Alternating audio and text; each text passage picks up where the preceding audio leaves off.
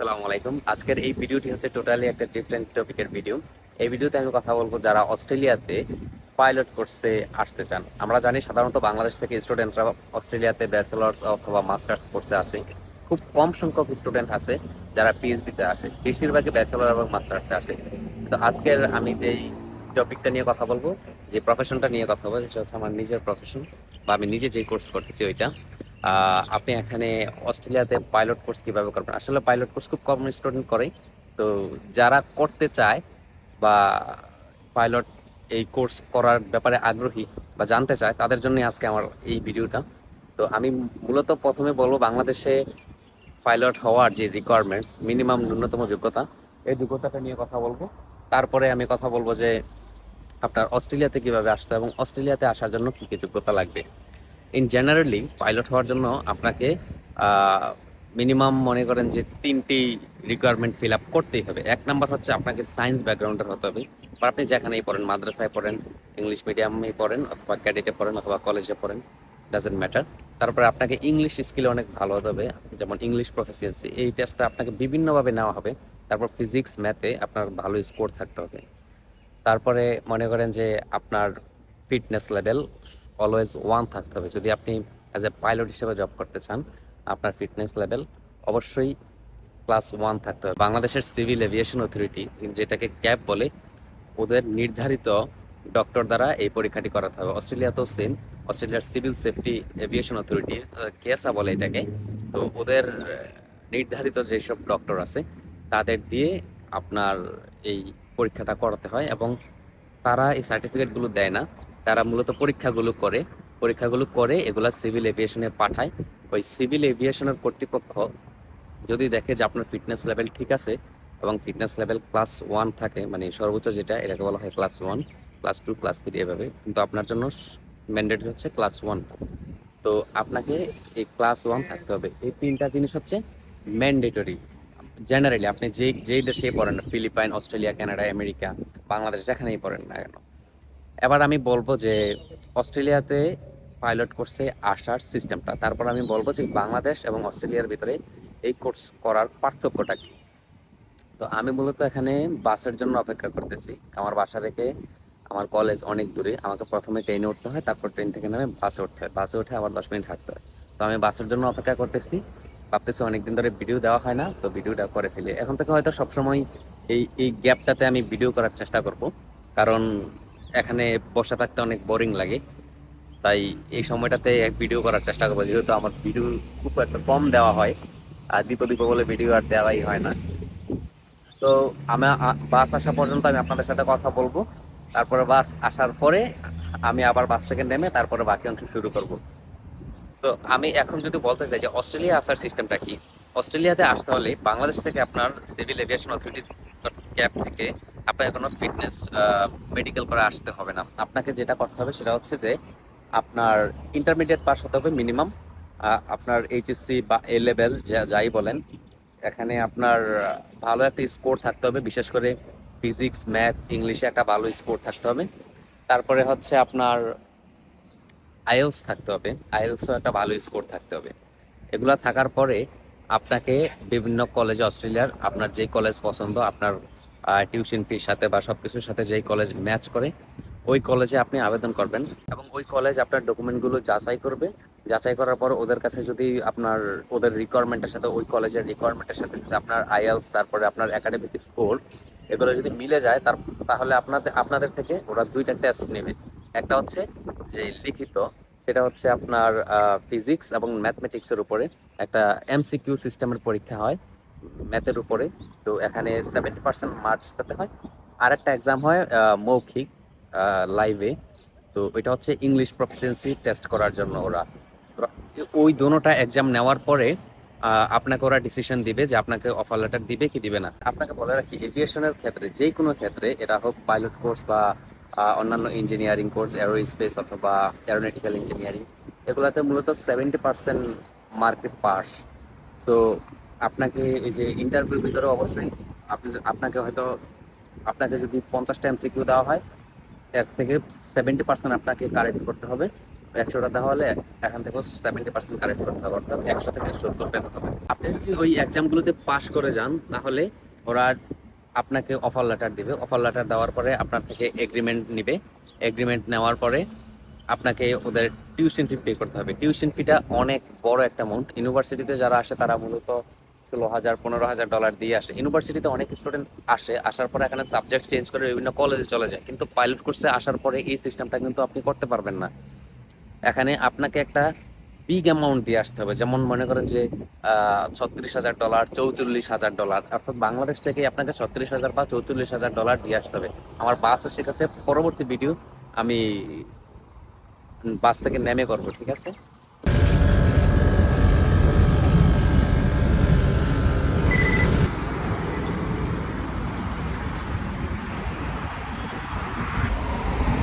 মাত্র বাস থেকে নামলাম, এখন প্রায় আমাকে 500 মিটার হাঁটতে হবে। এখন প্রায় 8:15 বাজে। আমার ফ্লাইট ব্রিফিং ক্লাস হচ্ছে 8:45 থেকে শুরু, 8:45 থেকে 9:45, তারপরে 10টা থেকে প্রায় 2টা পর্যন্ত আমার ফ্লাইট আজকে। টোটাল 3 ঘন্টা, 10টা থেকে 11টা 12টা 1টা 2টা, প্রায় 4 ঘন্টা আজকে আমার ফ্লাইট। সো আজকে শরীর একদম মনে করেন ক্লান্ত হয়ে যাবে। পরবর্তীতে মনে হয় উবার নিয়ে বাসায় যাইতে হবে, কারণ এত দূরে, প্রায় 30 কিলোমিটার 35 কিলোমিটার দূরে আমার বাসা আমার কলেজ থেকে। সো এটা খুব একটা বিরক্তিকর এবং একটা বোরিং জার্নি প্রত্যেক দিন, সপ্তাহে 5 দিন। তো আমি চেষ্টা করতেছি এদিকে বাসা নেওয়ার জন্য, কিন্তু সমস্যা হচ্ছে আমার কলেজের আশেপাশে কোথাও বাসা খালি নেই, এবং বাসা খালি এখানে এয়ারপোর্ট থাকে ওই এলাকায় বেশি বাড়িঘর থাকে না, পুরো অস্ট্রেলিয়ায় এবং বিশ্বের উন্নত দেশগুলো সব দেশেই যেসব এলাকায় আপনার এয়ারপোর্ট আছে ওই এরিয়ার আশেপাশে আপনার তেমন একটা শিক্ষা প্রতিষ্ঠান বা বড় বড় ইউনিভার্সিটি এগুলো থাকে না। আর যদি ইউনিভার্সিটি থাকতো তাহলে মনে করেন যে এখানে অনেক বাসা পাওয়া যেত, যে স্টুডেন্টদেরকে রেন্ট দেওয়ার জন্য অনেক বাসাই থাকতো। কিন্তু এখন এখানে যারা বসবাস করে তারা সবাই হচ্ছে ফ্যামিলি, যার ফলে কোনো স্টুডেন্টকে এখানে ভাড়া দেয় না। তো আমি যদি আর আশেপাশে ভাড়া নিই তো আমি যদি আর আশেপাশে বাসা নিই তাহলেও দেখা যাচ্ছে যে আমাকে সেই মাইকি পাঞ্চ করতেই হচ্ছে, সব কিছুই করতে হচ্ছে এবং ভাড়াটাও বেশি পড়ে যাচ্ছে। আর এখন যেখানে থাকি এখানে ভাড়াটা মূলত কম, এবং 1 কিলোমিটার ভিতরে একটা মসজিদ আছে, তারপরে হালাল দোকান আছে, তারপরে ওই বাসায় অনেকগুলো বাঙালিও আছে। সো এটাতে আমার কোনো সমস্যা হয় না, মানে ওই জায়গাটার সাথে ইউজড হয়ে গেছি, প্রায় 1 বছর যাবৎ থাকতেছি। কিন্তু ওই জায়গাটা ছেড়ে আসতেও মন চাচ্ছে না, আবার এই এতদিন যাবৎ এরকম একটা লং জার্নি করতেও ভালো লাগে না। তো যাই হোক, এখন আমার ভিডিওর টপিক আমি ছিলাম হচ্ছে আমি যে কোথায় ভিডিওটা শেষ করছিলাম হচ্ছে ওই 36 থেকে $40,000 বা $44,000 টিউশন ফি আপনাকে পেমেন্ট করতে হবে সিউইর জন্য। তো অন্যান্য কোর্সে যারা ব্যাচেলর আসে অথবা মাস্টার্সে আসে তাদের আপনার সর্বোচ্চ মনে করেন যে 15,000, সর্বোচ্চ $15,000 ডিপোজিটে তারা সিইউ পেয়ে যায় এবং এখানে আসে। 90% আবার মনে করেন যে সাবজেক্ট চেঞ্জও করে ফেলে। তো কিন্তু পাইলট কোর্সে আপনাকে যেহেতু একটা বড় অ্যামাউন্ট দিয়ে আসতে হবে, তাই এটাতে আসার পরে চেঞ্জ করার কোনো সুযোগ নেই। এবং এখানে অনেকে আসার পরে পার্ট টাইম জব করে, এই জব আপনি করতে পারবেন না। আপনি এলিজিবল জব করার জন্য, কিন্তু জব আপনি করতে পারবেন না, কারণ আপনার কোন সময় ফ্লাইট থাকে, রাতও ফ্লাইট থাকবে আপনার।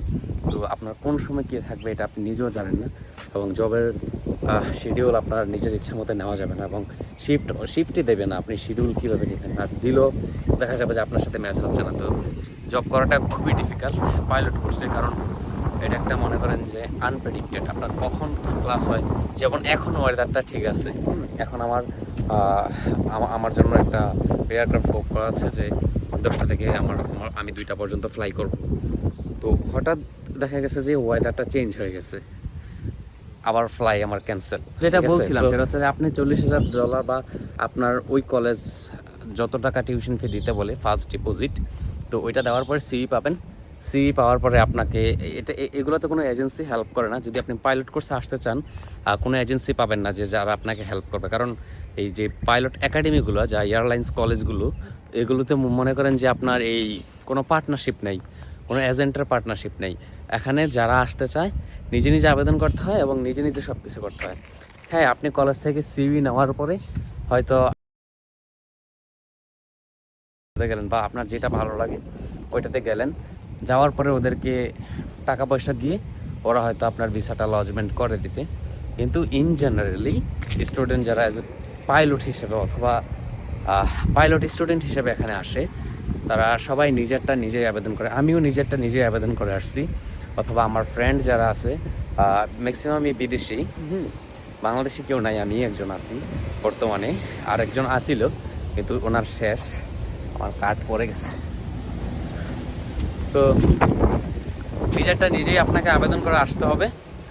তো আপনার সকল ডকুমেন্টগুলো আপনি গুছিয়ে ভিসা আবেদন করার জন্য যা যা ডকুমেন্ট দরকার তা গুছিয়ে আপনাকে ভিসা লজমেন্ট করতে হবে। ভিসা পাওয়ার পরে, ভিসা লজমেন্ট করলে ভিসা অনেকটা হয়ে যায়, কারণ এখানে অনেক টাকা ডিপোজিট করা লাগে। এবং পাইলট কোর্স যারা আবেদন করে তাদের মূলত প্রোফাইলটা মোটামুটি একটি স্ট্রং থাকে, রেজাল্ট ভালো থাকে। তো যার ফলে আমি এখন পর্যন্ত দেখি না, আমি কাউকে দেখিই নেই পাইলট কোর্সে আবেদন করতে। তো আমি করছি, তো আমি ভিসা পাইছি। তো আমার আরও কিছু ফ্রেন্ড আছে, ওরাও অ্যাপ্লাই করছে, এবং দুবাইয়ের একটা ফ্রেন্ড আছে। তারপরে এই সেই মানে মিডল ইস্ট থেকে অনেক মানুষ এখানে পাইলট কোর্স করতে আসে। তো মোটামুটি তারা ভালোই ভিসা পায়। তো ভিসা কোনো রিজেক্ট হয় না, কারণ এত ডলার টিউশন ফি দিলে এবং এত ডলার কোর্স, প্রায় $1,00,000 তো লাগবেই মিনিমাম। আমি ধরলাম $1,00,000 হবে না কোনো দিনও। অ্যাপ্রক্সিমেটলি আমি যদি বলি যে এখানে কত টাকা খরচ হবে, মিনিমাম আপনার বাংলাদেশি টাকায় 1 কোটি টাকা অবশ্যই এখানে আপনাকে খরচ করতেই হবে, না হয় উপায় নাই কোনো। 1 কোটি টাকা দেখবেন এইভাবে কীভাবে যে খরচ হয়েছে এটা আপনি নিজেও টের পাবেন না, কারণ কোর্সের টিউশন ফি থাকবে আপনার $1,20,000 প্লাস, বুঝছেন। আমি একটু কমে আসতে পারছিলাম কারণ আমার ছোট্ট একটা স্কলারশিপ ছিল। ও ছোট বলতে আমি এটাকে ছোট মনে করি না, কারণ অনেক বড় একটা অ্যামাউন্টে আমার সেভ হয়েছে, যার ফলে আমার একটু কম লাগতেছে হয়তো। তবে আমার 1 কোটি টাকাই লাগবে। কিন্তু আপনারা যদি স্কলারশিপ না পান বা কোনো আপনার ছাড় না পান, তাহলে কিন্তু 1 কোটি টাকায় হবে না, 1 কোটি টাকার বেশি লাগবে। মানে এটা আসলেই খুবই এক্সপেন্সিভ। এবং অস্ট্রেলিয়াতে বাসা ভাড়া, থাকা খাওয়ার খরচ সব কিছুই অনেক বেশি, যার ফলে আপনার খরচ বেশি হয়ে যাবে। কারণ বাসা ভাড়াই মনে করেন যে আপনাকে দিতে হবে $1,000, অর্থাৎ বাংলাদেশি টাকায় যদি বলি 82,000 টাকা বর্তমান রেট অনুযায়ী বাসা ভাড়াই দিতে হবে, 82,000 টাকা প্রতি মাসে। এবং আপনি যদি সেই লেভেলের পরিশ্রমী না হন, পাইলট কোর্স করা, অর্থাৎ যেহেতু এটা প্র্যাকটিক্যাল ক্লাস, সপ্তাহে 5 দিন আপনাকে আসতে হয়, তো অনেকেই আছে জব করতে পারে না। এবং আমি একজন বাংলাদেশিকে চিনি, তো একজনই চিনি এখানে আছে, তো উনিও কোনো জব টব করে না আর কি। তো এই সব টাকাই, এই যে মাসে $1,00,000 বাসা ভাড়া, তারপরে থাকা খাওয়ার খরচ আবার 30-40 হাজার টাকা চলে যায়, তারপরে হেলথ ইন্স্যুরেন্স এই সেই, তারপরে এই যে এই ট্রান্সপোর্টেশন, তারপরে অনেক কিছু মিলিয়ে মনে করেন যে মাসে 1,50,000 টাকার মতো আপনার লিভিং কস্টে চলে যাবে। আপনার কোর্স যদি 2 বছরের হয়, তাহলে মনে করেন যে এখানেই যে 25 লক্ষ টাকা, সরি 25 লক্ষ টাকা কীভাবে, এখানে আমি মনে করতেছি যে 30 লক্ষ টাকার উপরে চলে যাবে আপনার শুধুমাত্র লিভিং কস্ট। কিন্তু আমি মনে করি যে লিভিং কস্ট ওঠানোর অনেক ওয়ে আছে, কিন্তু পড়াশোনার খরচ, টিউশন ফি, এটা জীবনে উঠাতে পারবেন না। কিন্তু মনে করেন যে আপনি যারা ইউনিভার্সিটিতে আসে, তাদের দেখা গেছে যে ম্যাক্সিমাম প্রায় 90% সাবজেক্ট চেঞ্জ করে কলেজে চলে যায়। তো কলেজে মনে করেন যে কোনো পড়াশোনা নাই, কিছুই নাই, আপনার ক্লাসেও যাওয়া লাগে না, কিছুই করা লাগে না। মিডল ইস্টে যেমন একটা আকামা আছে না, এখানে ভর্তি হয়ে থাকে, টিউশন ফি দেয়, যেমন লাইক মনে করেন বিছানা টিকিয়ে রাখার জন্য একটা আকামা মনে করতে পারেন। তো এখানে পড়তেও হয় না, কিছু করতে হয় না, টিউশন ফিটা দিয়ে গেলে বছর শেষে সার্টিফিকেট দিয়ে দেয়। অস্ট্রেলিয়াতে এমন অনেক কলেজ আছে। সো এগুলোতে পড়লে আপনি 24 ঘন্টাই মানে টিএফএন, এবিএন বা কেয়ার জব, আপনার যা ইচ্ছা তাই করতে পারবেন। তো এই কোর্সে করতে পারবেন না এইগুলো, কারণ প্র্যাকটিক্যালি আসতে হবে। তারপরে আমি যদি আপনাকে বলি, আপনি যদি ভিসা পান, ভিসা পাওয়ার পরে কলেজে আসলেন, আসার পরে আবার আপনাকে 2টা টেস্ট দিতে হবে। একটা হচ্ছে জেনারেল ইংলিশ ল্যাঙ্গুয়েজ প্রফিসিয়েন্সি, এটাকে গালফ বলে অস্ট্রেলিয়ায়। আরেকটা আছে আপনার এভিয়েশন ইংলিশ। এই দুটোটা পরীক্ষা আবার দিতে হবে। এই দুটোটা পরীক্ষা দেওয়ার পরে সিভিল সেফটি এভিয়েশন অথরিটি থেকে ওই কেএসআর নির্ধারিত আপনার ডক্টর থেকে আপনার মেডিকেল করাতে হবে, এবং ওই মেডিকেল সার্টিফিকেটগুলো আপনার আপনার ডক্টর এই সিভিল এভিয়েশন কর্তৃপক্ষের কাছে পাঠাবে এবং ওরা যাচাই করবে। যাচাই করার পরে আপনার ফিটনেস লেভেল যদি 1 হয়, অর্থাৎ ক্লাস 1 ফিটনেস সার্টিফিকেট যদি আপনি পান, তাহলে আপনি পাইলট কোর্সটা মূলত স্টার্ট করতে পারবেন। তারপরে মনে করেন যে প্রথমে আপনাকে আরপিএল করতে হবে, তারপর পিপিএল, তারপর সিপিএল। আপনি যদি ইনস্ট্রুমেন্ট রেটিং করতে চান, মূলত প্রত্যেক স্টুডেন্ট এটা করতে হয়, কারণ ইনস্ট্রুমেন্ট রেটিং ছাড়া আপনার ফ্লাইং আওয়ারটা খুবই কম থাকে এবং এয়ারলাইন্স আপনাকে জব দিতে চায় না যাদের ইনস্ট্রুমেন্ট রেটিং না থাকে। তো এসব কোর্সে ভর্তি হওয়ার পরে এখানে আপনাকে এই পরীক্ষাগুলো দিতে হবে। এই যে দেখেন, এখানে অনেকগুলো এয়ারক্রাফট আছে, দেখা যাচ্ছে কিনা আমি জানি না। এই যে এখানে এগুলো অনেকগুলো এয়ারক্রাফট, এগুলো ট্রেনিং দেওয়া হয় প্রথম অবস্থায়।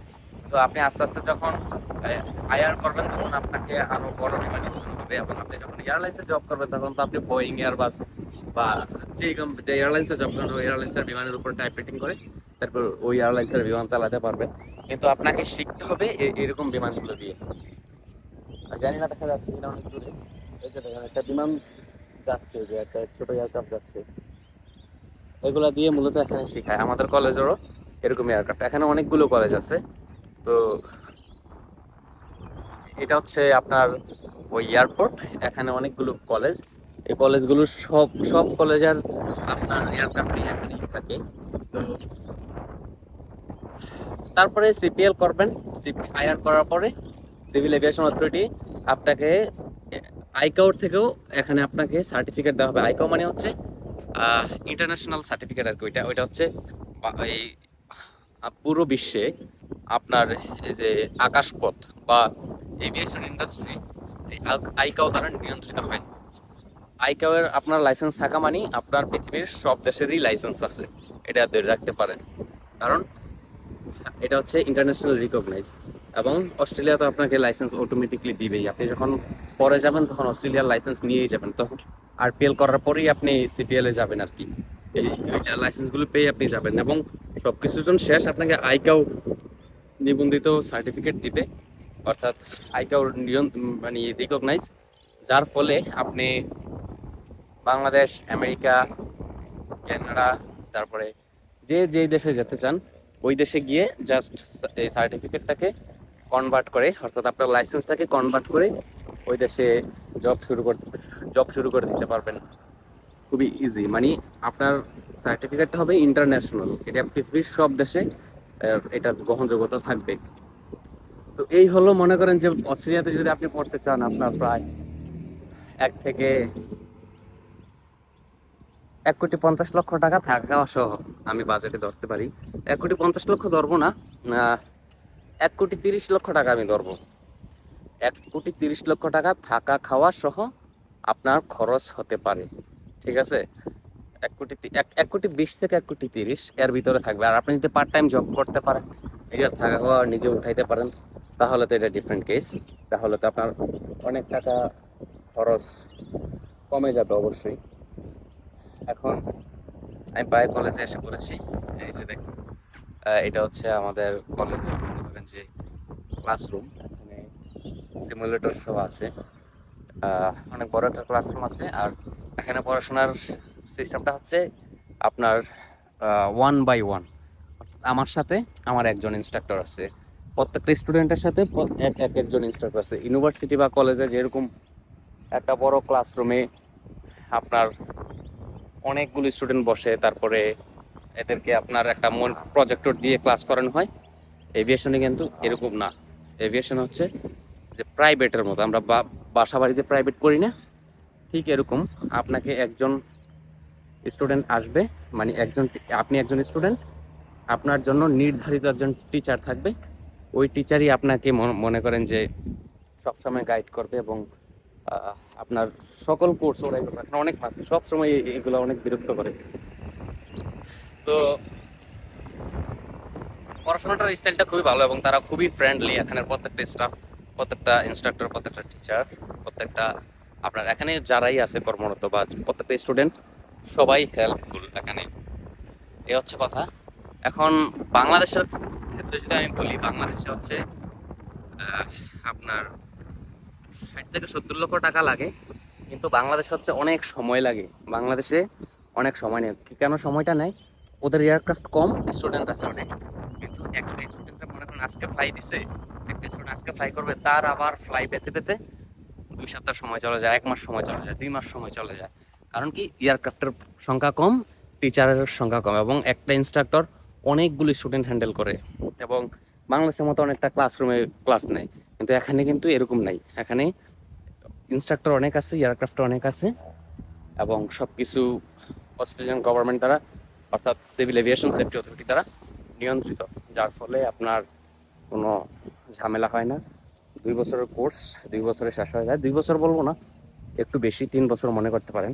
কিন্তু বাংলাদেশে এটা 4 বছর 5 বছর পর্যন্ত লেগে যায়। এখানে তো আমি আইআর সহ 3 বছর বললাম, কিন্তু বাংলাদেশে আইআর সহ আপনার 4-5 বছর লেগে যেতে পারে, কোনো ঠিক নেই। কিন্তু এখানে পড়াশোনার মানটা অনেক ভালো, এবং বাংলাদেশে হচ্ছে খরচটা কম। কীভাবে? অ্যাকোমোডেশন খরচ কম, কিন্তু টিউশন ফির দিক থেকে অনেকটাই সিমিলার, একটু হয়তো অস্ট্রেলিয়ায় বেশি, কিন্তু অনেকটাই সিমিলার। এখন আমার অ্যাটেন্ডেন্স দিতে হবে, আমি কলেজে চলে এসেছি।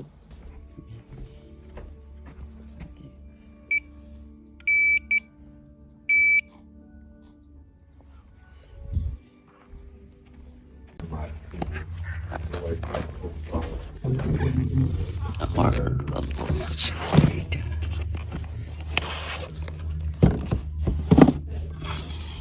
I did try to head when I was in staff meeting. হচ্ছে আমার নোটবুক, এখানে হচ্ছে আমার ফ্লাইটের রেকর্ডগুলো থাকে। এটা হচ্ছে আপনার এক প্রকার লাইসেন্স নাম্বার। এটা হচ্ছে পাইলটের একটা মানে আপনার সার্টিফিকেট বলা যায়। এয়ারলাইন্স মূলত এটা দেখে, যখন আপনাকে জব দেবে তখন এটা দেখবে। এটা এখানে আমার লাস্ট নেম দেওয়া আছে আর ফার্স্ট নেম। এই মাত্র হচ্ছে আমার ফ্লাইট শেষ হলো, এখন আমি বাড়িতে যাচ্ছি। তো আজকের ভিডিও এতটুকুই। আপনার আজকে আমি যে বিষয়গুলো আলোচনা করলাম, প্রথম দিকে আলোচনা করলাম যে জেনারেল রিকোয়ারমেন্টসগুলো, তারপর বললাম যে অস্ট্রেলিয়ায় কীভাবে আপনি পাইলট কোর্সটা কমপ্লিট করতে পারবেন এবং খরচটা কত, এবং পরিশেষে আমি অল্প খুব সংক্ষিপ্তভাবে আলোচনা করলাম যে বাংলাদেশে এবং অস্ট্রেলিয়া এই যে পড়াশোনার পার্থক্যটা কি এই কোর্সের জন্য, শুধুমাত্র পাইলট কোর্সের জন্য। আপনি যদি আমাকে জিজ্ঞাসা করেন যে ব্যাচেলরের তুলনায় এখানে পাইলট কোর্স করাটা কি অর্থিত নাকি ব্যাচেলর করাটা অর্থিত বিভিন্ন কোর্সে, যেমন বিজনেস, আইটি, তো আমি বলবো যে অবশ্যই পাইলট কোর্স। কারণ দেখেন, আপনি যদি ব্যাচেলর করেন আইটির উপরে, হ্যাঁ, এখানে তো এখানে অ্যারাউন্ড লাগতেছে $80,000 মনে করেন। হ্যাঁ, আমি জানি আপনি তখন জব করতে পারবেন, আপনার পড়াশোনার প্রেশার কম থাকলে প্র্যাকটিক্যাল ইউনিভার্সিটিতে সরাসরি খুব কম সময় যাবত যাওয়া লাগবে। কিন্তু সবশেষে আমি যদি বলি, এটা হচ্ছে এটিসি টাওয়ার, বুঝছেন? এই যে এটা, এই যে এটা দেখতেছেন, এটা হচ্ছে এটিসি টাওয়ার। আর আমি যদি বলি যে দেখেন, কিন্তু বাংলাদেশে যদি আপনি আইটি বা সফটওয়্যার ইঞ্জিনিয়ারিং, কম্পিউটার ইঞ্জিনিয়ারিংটা পড়েন, খুব কম টাকায়, $5 লক্ষ ভিতরে আমি মনে করি যে আপনি কমপ্লিট করে ফেলতে পারবেন। কিন্তু এখানে এটা $80,000 লাগতেছে, আপনাকে কষ্ট বেশি করতে হবে। এবং বাংলাদেশে পড়াশোনার মান আর এখান থেকে ভালো, আপনি বাংলাদেশে বেশি শিখতে পারবেন এখানে।